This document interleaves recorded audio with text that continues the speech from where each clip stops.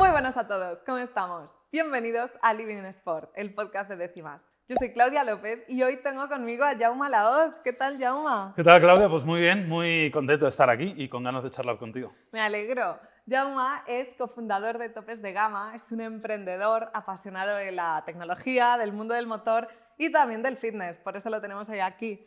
Sí, así es. La verdad que bueno, me gustan diferentes disciplinas, pero la verdad que el deporte siempre ha formado parte de mi vida. Así que nada, por eso me hace especial ilusión estar hoy aquí. Pues cuéntame, ¿cómo empezaste a hacer deporte? ¿Cuál fue tu primer deporte o actividad física? Pues la verdad que tengo recuerdos de mi vida deportiva, siempre obviamente muy amateur, o sea, nunca ha sido algo profesional para mí, pero tengo recuerdos desde bien pequeño. La verdad que desde niño yo jugué muchos años a fútbol sala, además a un nivel relativamente alto, ¿no? Cuando tenía aproximadamente, no sé, yo calculo que entre los 7 y los 15 años aproximadamente, ahí estuve jugando a fútbol sala en el colegio, como hacen la mayoría de niños. La verdad que en este sentido era una actividad más que yo creo que me venía muy bien, aunque en aquel momento yo creo que no era consciente de que me venía muy bien. Y luego sí que es verdad que la época hasta de la adolescencia, ¿Tuviste un parón? que es un poco complicada, ahí me fui igual a otro tipo de cosas no tan saludables, de estilo de vida me refiero, ¿no? De alimentación, de un poco horarios y demás, y ahí sí que tuve un parón importante de hacer deporte. Yo calculo que sobre los 16 hasta los 18, 19 años estuve sin hacer absolutamente nada y bueno, pues la verdad que no era consciente, pero evidentemente no me estaba haciendo ningún bien. ¿Y luego qué te hizo volver a retomarlo y qué fue la actividad que comenzaste a practicar? Pues fue un poco de esos momentos shock, pero yo recuerdo que con 19 años, en aquel momento, una pareja que tenía me dejó entrever que me estaba poniendo un poco fofo. Y tenía toda la razón, porque realmente estaba en un estado físico que no era el óptimo, ¿no? Yo creo que además mi cuerpo en esa época de la adolescencia, además de obviamente por los cambios de rutinas, de alimentación y demás, yo creo que notó mucho el cambio, ¿no? Entonces, a los 18 y medio aproximadamente, me apunté al gimnasio. Dije, fue un poco, ¿sabes? Esos momentos Ese clave. toque de ego, de no te veo Totalmente. bien. Totalmente. Además, es lo que tú dices, fue muy de ego, no era tan de salud en aquel momento. Ahora para mí el deporte tiene mucho que ver con la salud, pero también porque tengo otra edad. Pero en aquel momento fue ego. Con 18 años que te digan eso, a nadie le sienta bien. Y además fue un choque de realidad, porque yo no me daba del todo cuenta, ¿no? Y hasta que no te lo dicen desde el exterior. Entonces me apunté al gimnasio con algo más de 18 años y ahí empezó pues otra etapa de mi vida. La verdad que el fitness en este sentido fue bastante relevante.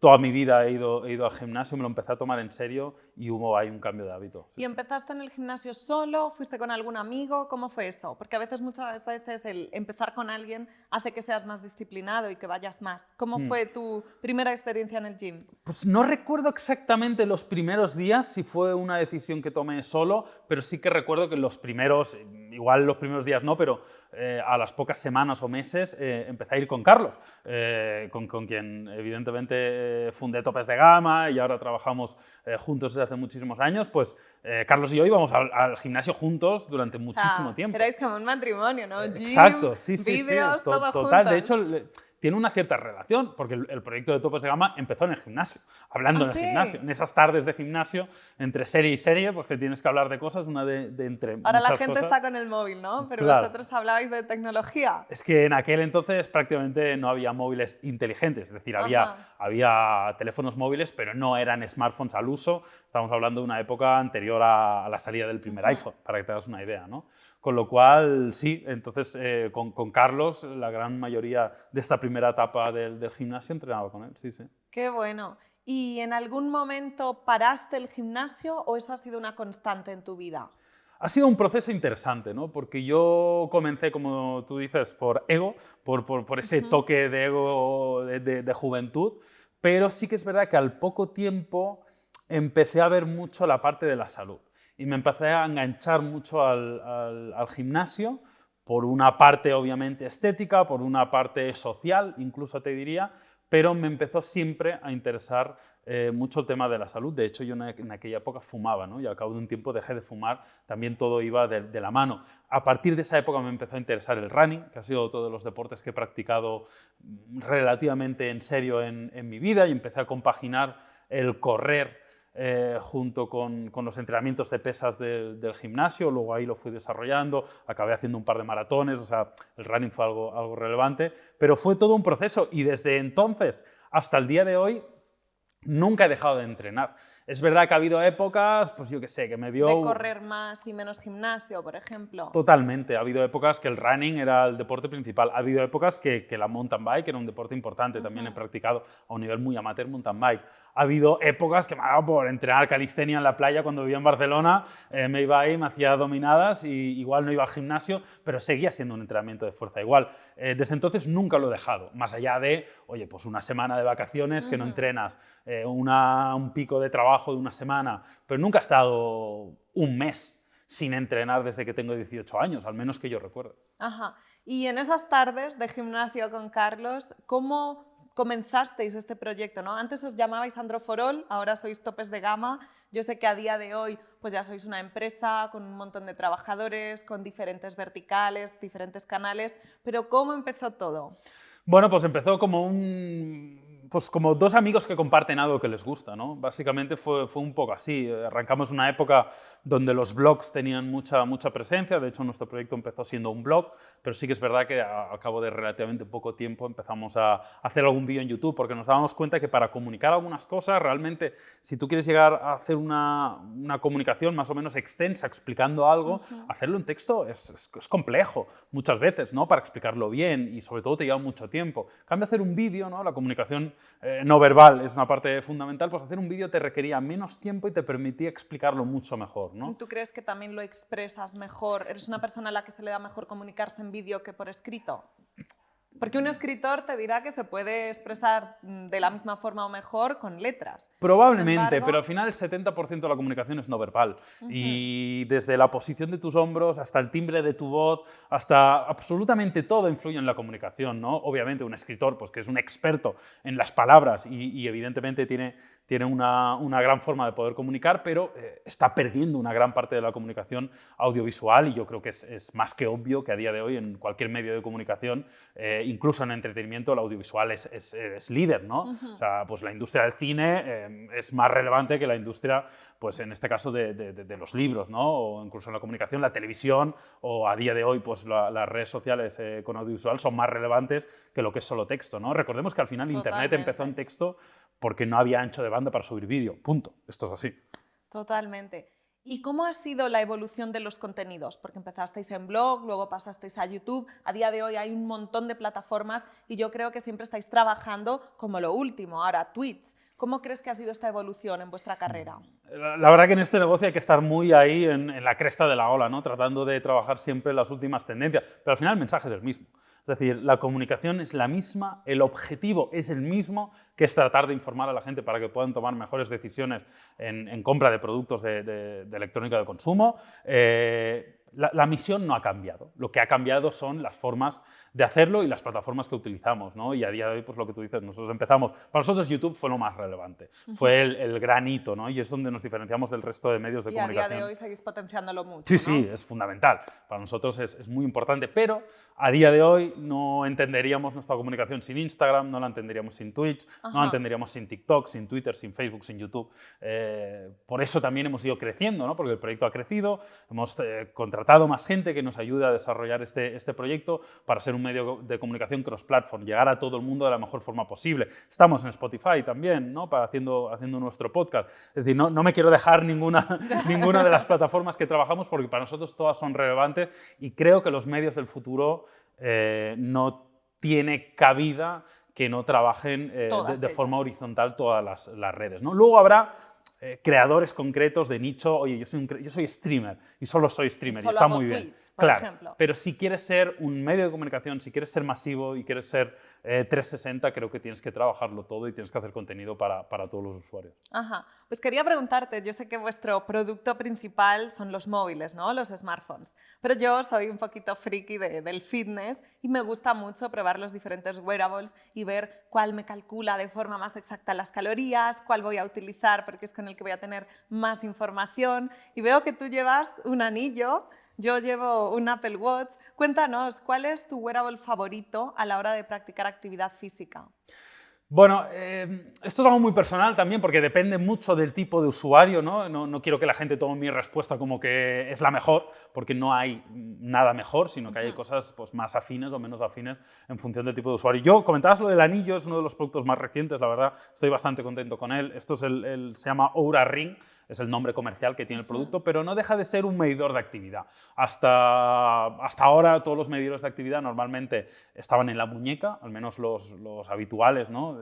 Hay bandas que te ayudan a medir el ritmo cardíaco. La típica Polar de hace tiempo. Efectivamente, ¿no? Pero esto es como el primero que es un anillo. Sí, no sé si el primero, pero al menos que yo conozca, y el más popular sí, es la tercera generación del Oura Ring, y no deja de ser un medidor de actividad. Al final lo que hace es tiene una serie de sensores que lo que hacen es miden, pues, por ejemplo, la temperatura de la piel, miden el ritmo cardíaco, miden un poco el movimiento, el sueño, ¿no? A través de todos estos datos, pues tienen una serie de algoritmos, una serie de inteligencia artificial que vuelca toda esta información a una aplicación y te da información. Me dice cómo duermo, cuando me despierto, me dice cómo ha ido mi ritmo cardíaco, cuántas calorías he hecho de actividad, cuántas calorías totales, y además toda esta información te lo da con diferentes gráficas para ver la evolución, ¿no? Si vas a mejor, vas a peor, si estás pasando una buena o mala racha, e incluso algo que me gusta de la gente de Oura es que toda esta información la mezcla, la pone en una batidora y te da una serie de baremos que ellos consideran sobre cómo te encuentras. Oye, estás en un estado óptimo, hoy puedes afrontar... Una puntuación, ¿no? Exacto, un número concreto que te dice, oye, estás a tope, no estás a tope, tienes que descansar más, etcétera, etcétera. Qué bueno. ¿Y tú crees que llevar un wearable, ya sea en tu caso el Oura Ring, en el mío el Apple Watch, cualquiera de ellos, te ayuda a esforzarte más o hace que estés como más preocupado, más obsesionado y quizá es negativo? No, yo creo que claramente te ayuda. A mí particularmente creo que cuanta más información tengas, mejores decisiones vas a poder tomar. Esto es como el que quiere ahorrar y no sabe cuánto dinero gana ni cuánto dinero gasta. Pues es muy difícil ahorrar si no tienes estos dos conceptos básicos de economía. Pues esto es lo mismo, ¿no? Si tú no sabes si estás durmiendo bien, si no sabes cuántas calorías estás quemando, si no tienes esta información básica de tu día a día, creo que es muy difícil tomar una decisión. Luego, evidentemente, a partir de ahí... Hay una frase que me gusta mucho, que es lo que no se mide no se puede mejorar, claro. Pero como yo soy muy friki del fitness, de toda la evidencia científica, pues igual eso soy yo. Pero me gusta que tú también pienses que esto ayuda a esforzarse más. Y tú lo sabrás seguramente, ¿no? Pero yo creo que hay estudios y demás que hablan de que cuando eres consciente de la actividad que realizas en tu día a día, ¿no? Pues la gente se motiva más y yo creo que eso es bueno. Sí, sí, sí. Quiero preguntarte, yo sé que te gusta mucho pues, toda la tecnología del futuro, cómo va cambiando todo, ¿no? Y siempre estás muy informado y te he oído hablar en varias ocasiones del metaverso. ¿Cómo crees que se va a integrar tanto el mundo deportivo, que hoy en día pues, del deporte hay eSports, como el mundo del ejercicio físico en el metaverso? Yo sé que hay diferentes videojuegos y todo esto, pero ¿cómo ves el futuro del fitness? Madre mía, hablar del metaverso ya es otra movida. La verdad que es difícil imaginar ciertas cosas, ¿no? Lo que hay que entender es que el metaverso no deja de ser una realidad paralela digital a través de la cual se puede acceder de diferentes modos. Uno de los modos en los que se puede acceder, y se podrá acceder especialmente en el futuro al metaverso, será con la realidad virtual. La realidad virtual no deja de ser una forma en la cual Estos son las gafas que Exacto, te pones. Para que la gente lo entienda, realidad virtual, pues Oculus, por ejemplo, es uno de los partners que suele trabajar con realidad virtual, pero hay varios, ¿no? Que no deja de ser, me pongo unas gafas, entonces estoy viendo un mundo y puedo interactuar con él. Y aquí es donde va a venir el siguiente punto, y con el deporte yo creo que van a ir un poco por ahí las cosas, ¿no? Ya se está trabajando, por ejemplo, con guantes que te permiten sentir en la realidad virtual, es decir, que tú toques algo y no solo veas tu mano que está haciendo el gesto, sino que cuando lo tocas tú en tu mano... ¿Porque te presiona o cómo funciona Sí, esto? bueno, activará, no soy un experto tampoco, ¿no? Pero activará ciertas zonas de tu mano para que reproduzca pues, estas sensaciones que si tú tocas aquí físicamente, yo estoy notando un tejido del sofá, ¿no? Pues este guante lo que hará es reproducir la textura para que mi mano sienta la misma experiencia y mi cerebro entienda que estoy tocando esto, ¿no? Pues ahí yo creo que ahí es donde la parte del fitness y el deporte puede dar un salto más. Yo veo muchas cosas aquí. Veo una parte digital no tan relacionada con la realidad virtual, sino más relacionada con la realidad aumentada, que es decir, una capa de información a lo que ya estamos viendo. Imagínate, estoy corriendo un maratón en la vida real, pero llevo unas gafas que me están dando una serie de información. Quizá te aparece aquí tu frecuencia cardíaca, el tiempo que llevas corriendo, el ritmo por kilómetro y ves esa información delante de ti, ¿no? Exacto, lo que verías en un Apple Watch, pues lo puedes ver delante de ti, o lo puedes gamificar y ver la distancia que tienes con tu amigo que va 3 kilómetros por delante, si la estás reduciendo, se está aumentando. Qué interesante. O sea, realmente es infinito, ¿no? Pero yo creo que esto es más a corto plazo y luego ya lo de hacer deporte en la realidad virtual, pues parece un poco raro que dices, para eso hazlo en la vida real. ¿Verdad? Yo jamás me he probado unas gafas de estas, pero estoy segura de que tú te has probado varias y diferentes, ¿no? Y a la hora de hacer deporte, que te tienes que mover, ¿cómo es eso? ¿Tienes que estar en un espacio libre para no chocarte con algo? Claro. Porque entiendo que una vez las tienes puestas no ves nada de a tu alrededor. Ese es el tema. Normalmente lo que hacen estos sistemas es traquean el espacio que te envuelve y si hay un obstáculo, véase una pared, por ejemplo, lo que hace es te muestra, es decir, imagínate que yo tengo una pared a 2 metros, me pongo las gafas, yo no veo la pared. Pero si me voy acercando a la pared cuando estoy a 40 centímetros, de repente ahí veo como una malla de un color que lo vas a ver porque es pues, de un azul vibrante, entonces tú ya sabes que ahí ya no puedes pasar. Y si tú vas a tocar la malla te das cuenta que realmente hay un obstáculo físico, ¿no? Lo que hacen es eso, traquean tu alrededor. Entonces, a día de hoy, las experiencias de realidad virtual que he hecho nunca han sido relacionadas con deporte. O sea, nunca tenías que correr. Claro, eso ya da respeto. Pero quizá unas sentadillas con salto las puedes hacer. Sí, sí, de hecho en la mayoría de experiencias de realidad virtual tienes que moverte, tienes que mover el brazo, tienes que sentarte, es decir, tienes que hacer acciones que requieren movimiento y que requieren actividad. Estoy segura de que sea como sea el metaverso, que aún no lo tenemos claro, serás uno de los pioneros en probar este tipo de actividades, ¿no? A mí me encanta todo lo que es novedad, o sea, a mí me dedico a esto porque me flipa probar las cosas nuevas, ¿no? Y todo lo que tenga que ver con el futuro, con la tecnología, es algo que me apasiona, con lo cual voy a estar ahí lo antes que pueda, seguramente desde el día 1. Pues ya me avisarás para probarlo yo también. Quiero preguntarte por último, ¿cómo es un día a día en tu vida? Porque normalmente las personas tienen una rutina como muy establecida y si entrenas es porque todos los días tienes la misma hora disponible para entrenar. Pero con tantos viajes, tantos proyectos, tantos eventos diferentes, ¿cómo haces del deporte una prioridad en tu día? Pues mira, es difícil, la verdad, en el sentido de que es verdad que cada día es un mundo. Me cuesta mucho planear cosas porque de repente, un día para otro, te hablan de un viaje o hay una novedad o tienes que hacer algo, tienes que grabar o tienes una reunión, ¿no? Entonces cada día es muy distinto, ¿no? Con lo cual me cuesta mucho tener esta rutina. Eso es bueno para mi salud mental desde la perspectiva que a mí las rutinas me aburren en líneas generales, con lo cual a mí me gusta tener un estilo de vida que sea muy cambiante, muy variable, creo que es algo que disfruto, pero obviamente para el deporte no es positivo. Es mucho más fácil si tienes siempre el mismo horario, ¿no? Pero bueno, se trata de darle prioridad y no quiero engañar a nadie, muchas veces fallo, hay veces que no entreno, hay veces que digo entrenaré por la tarde y luego nunca lo hago. Creo que todo el mundo tiene que entender que eso nos pasa a todos, incluso al más pro del mundo, a veces pues o le vence la pereza o le vence el día a día, pero hay algo que intento tener siempre en mi mente, que digamos, el activo, la propiedad más importante que tengo en mi vida es mi cuerpo. Entonces, no es mi casa, no es mi coche, no es mi trabajo, no es mi empresa, no es mi reputación, nada de eso es más relevante que mi cuerpo, ¿no? Con lo cual, cuando piensas eso, pues tratas de darle toda la prioridad que puedes. Qué buena reflexión, qué buena. Pues Jaume, para terminar, quiero hacerte una serie de preguntas rapiditas y que nos respondas. La primera es, ¿cuál es tu restaurante favorito?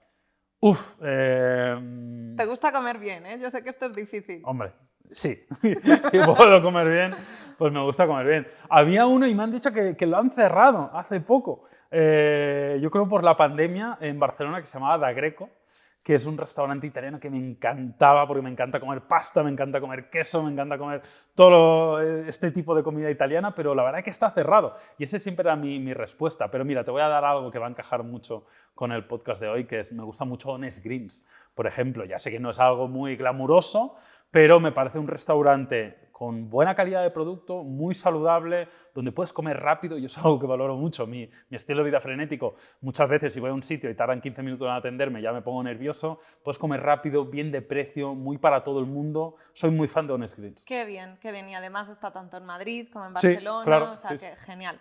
Siguiente pregunta, ¿cuál es tu comida saludable favorita? Se supone que eran rápidas, Sí, sí, Jaume. sí, bueno, es que no es tan sencillo. Me gusta mucho un salmoncito a la plancha, por ejemplo, acompañado con un poco de arroz blanco, es algo que disfruto mucho. Me gustan mucho las ensaladas, la hoja verde me gusta mucho.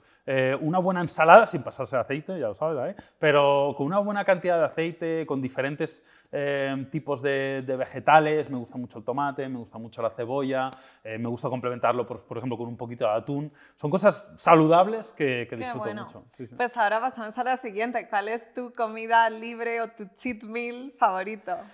Todos, me encanta la hamburguesa, me encanta la pizza, pero bueno, si tengo que Pero te decir tienes uno, que quedar con uno. la paella me gusta mucho. La paella. Una buena paella acompañado de un poquito de pan, con una copita de vino, es de esas comidas que disfruto muchísimo. Qué bueno, me está entrando el hambre ya. Yo no A sé mí para qué también. pregunto esto. Mala hora para grabar, ¿eh? Quiero preguntarte, ¿qué música escuchas mientras entrenas? Un poco de todo, y la verdad que voy variando mucho, voy muy a la moda, en el sentido de, ya sé que no está de moda decir eso, pero a mí me gusta mucho... Hay que no ser nada mainstream. Claro, a mí me encanta la música mainstream, o sea, no un grupo de rock de los 70, quita, hombre. A mí me gusta la música latina, por ejemplo, escucho mucho música latina. Entrenando. Entrenando, también. me gusta mucho el reggaetón, me gusta mucho la bachata, lo disfruto mucho. Pero bueno, me gustan muchas cosas, me gusta mucho Rosalía, me gusta mucho Zetangana, un poco de todo, la verdad que soy muy variado y en general me gusta la música mainstream. Muy bien. Y por último, ¿cuál es tu gimnasio favorito de todos los que hayas probado? Buena pregunta. He entrenado en muchos gimnasios y la verdad que cada uno de ellos tiene cosas particulares. Estuve en un gimnasio en Portugal que se llama Blackout Gym, que me gustó mucho, realmente es muy top, las instalaciones son espectaculares. Disfrutaba mucho cuando entrenaba en Metropolitan de Sagrada Familia en Barcelona, era un gimnasio que me gustaba mucho. Estas serían dos buenas referencias que no se parecen en nada, Nada, porque ¿no? uno es un gimnasio un poco más de glamour, de instalaciones bonitas, de un buen spa, porque los Metropolitan claro, tienen spa. buena ubicación en una gran ciudad, y el otro es todo lo contrario, en las afueras de una ciudad en Portugal, pero claro, está pensado para entrenar en serio a otro nivel. Pero bueno, yo disfruto ambas cosas, ¿eh? Me gusta mucho entrenar en un gimnasio de gente que va a ponerse fuerte de verdad, donde los hierros es lo realmente importante, pero también disfruto un buen spa, unas buenas instalaciones. Las dos caras de Jaume, ¿no? Así es. Bueno, pues muchísimas gracias por estar aquí hoy con nosotros. Te vosotros. esperamos próximamente y nos vemos en el próximo episodio de Living Sport.